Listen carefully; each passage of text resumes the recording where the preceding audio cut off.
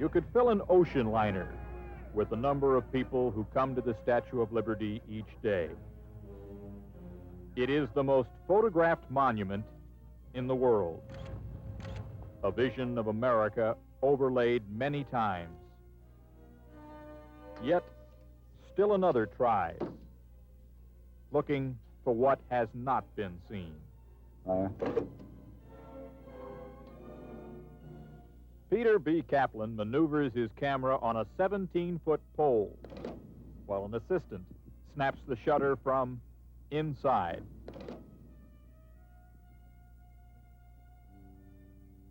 From now until the statue's centennial in 1986, he will go where no photographer has gone before.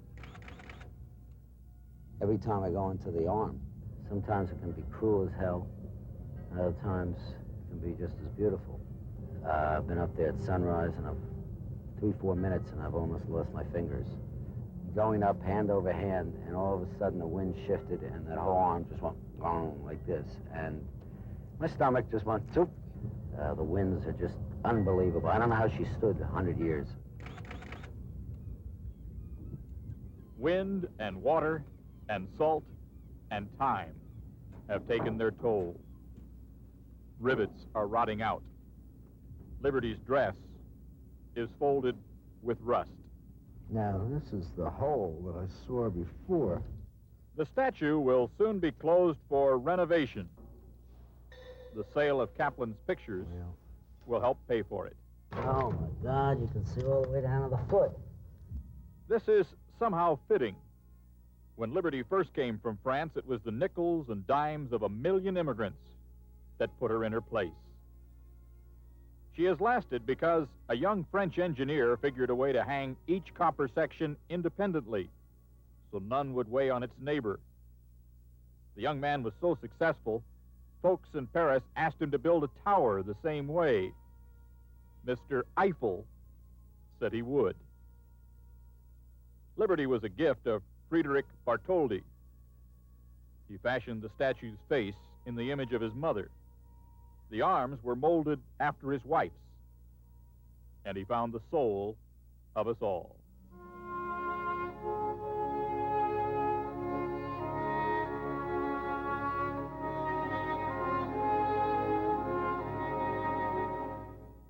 Liberty's light rose just as America opened wide its shores, and millions came.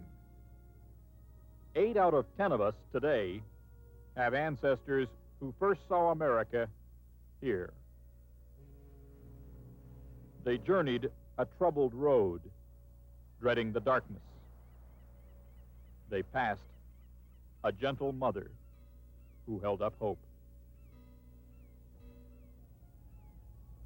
Emanuel Goldenberg stood on a deck, clutching a $12 ticket, and felt reborn when he gazed at Liberty's torch.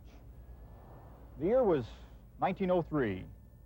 He was 10, still tortured by the memories of government massacres that had driven his family out of Romania into exile. Born again beneath the Statue of Liberty, he became an actor, Edward G. Robinson.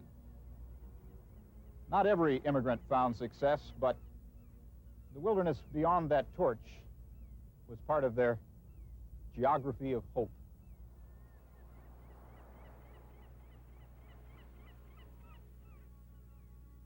"36,000 sunsets have colored New York Harbor in the century since the statue was built. That's good. Yet, she still stands, a kind of national conscience, welcoming, sheltering. Fire? Perhaps it would be easier to shoot this wrought iron dream against a stained glass sky. There is no need for years of climbing. Fire? But Kaplan is working for folks who never had time to own a dream, merely make one. And he is taking their picture. Wow. Oh, that's nice. For today, Bob Dotson, NBC News, at the Statue of Liberty.